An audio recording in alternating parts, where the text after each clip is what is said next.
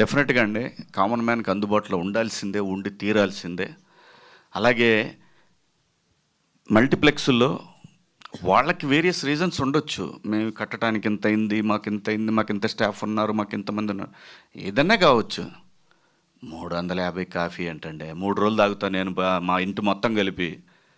ఇది పరిస్థితి. వాటికి భయపడి చస్తున్నారు జనం. నిజం ఇది.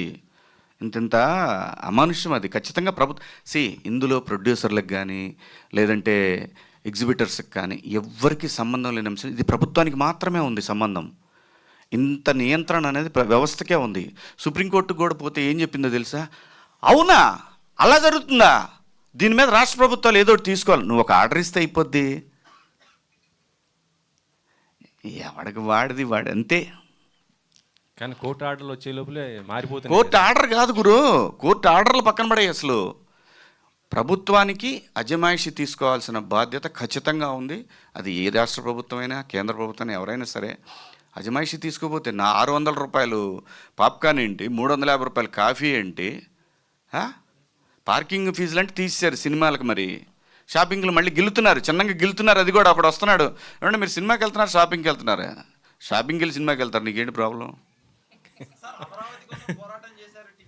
టికెట్ల రోడ్లకి పోరాటం చేయొచ్చు కదా సార్. మీరు అందరూ ఉన్నారు, చేస్తున్నారు, నేను కూడా చెయ్యి అంట. ఓకేగా. మొన్న మీరు ఐబొమ్మ రవి ఏదైతే మాట్లాడారు దానికి మంచి పాజిటివ్ అయింది. మీ ఏదండి? ఐబొమ్మ రవి మీరు ఇట్లా పాజిటివ్గా వాడుకోండి అని మీరు చెప్పారు. జై బాలయ్య. లేదు సార్, అంటే పైరసీ కూడా కంట్రోల్లోకి చాలా వరకు వచ్చింది ఇప్పుడు వరకు చూస్తుంటే. దానిపైన నందగారు, శివాజీ గారు, అమ్మా సార్ మంగపతితో గుర్తుండిపోయే క్యారెక్టర్ చేశారు మీరు ఆల్రెడీ. సో దండోరాలో ఎలా ఉండబోతుంది అంటే మంగపతిని మించి ఉండబోతుందా అంటే చాలా దాచుంచారు, ఆ లుక్స్లో అర్థమవుతుంది. సో ఎలాగో ఉండబోతుంది, సీరియస్ క్యారెక్టర్ చేయబోతున్నారా ఏంటి అని మళ్ళీ. సో సినిమా చూస్తున్నప్పుడు మాత్రం వీడు ఏంటి అనేది అర్థం కాకుండా ఉంటుందమ్మా. ఆ స్క్రీన్ ప్లే గ్రిప్ అయితే ఉంటుంది ఆ క్యారెక్టర్కి. ఎక్స్పెక్ట్ చేయొచ్చు క్యారెక్టర్ని. ఓకే, అంటే ఏదో ఉంది, ఈ పాత్రలో ఏదో ఉంది అనే టెన్షన్ మాత్రం కంటిన్యూ అవుతూనే ఉంటుంది. అందులో సాంగ్లో కూడా చూసినట్లయితే పరువు హత్య గురించి ఒక లైన్ ఉంది.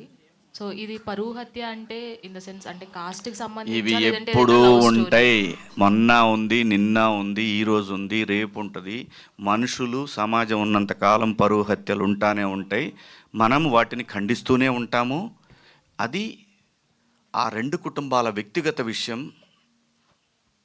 చెప్పటం సమాజం బాధ్యత కాబట్టి చెప్తారు. తప్పు ఇది అని మాత్రమే. పెయిన్ ఆ 2 కుటుంబాలది, అది ఇండివిజువల్. బట్ తప్పు. మనిషిని చంపే హక్కు ఏ ఒక్క వ్యవస్థకి లేదు, ఎస్పెషల్లీ ఇండియాలో. నో సార్, మీరు ఎన్నో విషయాలపైన చాలా గట్టిగా మాట్లాడిన వ్యక్తి మీరు. అటు అమరావతి రైతుల ఇష్యూ కావచ్చు, అండ్ చాలా ఏది జరిగినా కానీ మాట్లాడతారు మీరు, కరెక్ట్ పాయింట్ మాట్లాడతారు. బట్ ఈ మధ్యన చాలా కొంచెం కామ్ అయినట్లు అనిపిస్తుంది. So why sir reason? అంటే క్యాష్ కొంచెం అవసరమైంది, నాకు కాదు, పిల్లలకి.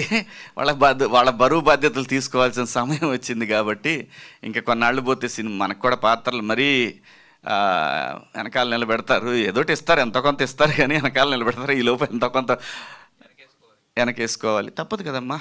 బతకాలి అని అంటే లేకపోతే రాస్తారు, ఒక దాంట్లో వేస్తారు, చూడు పాపం నిన్నటి దాకా ఎలా బతికిన మనిషి అలా వెళ్తూ ఉన్నాడు, ఒక లైక్ వేసుకుంటారా. ఇలాగే ఉంటుందమ్మా పరిస్థితి.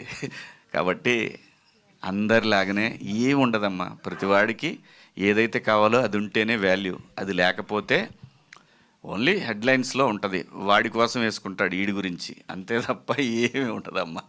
శివాజీ గారు, మురళి గారు, మార్క్ గారు, కంగ్రాచులేషన్స్ అండి.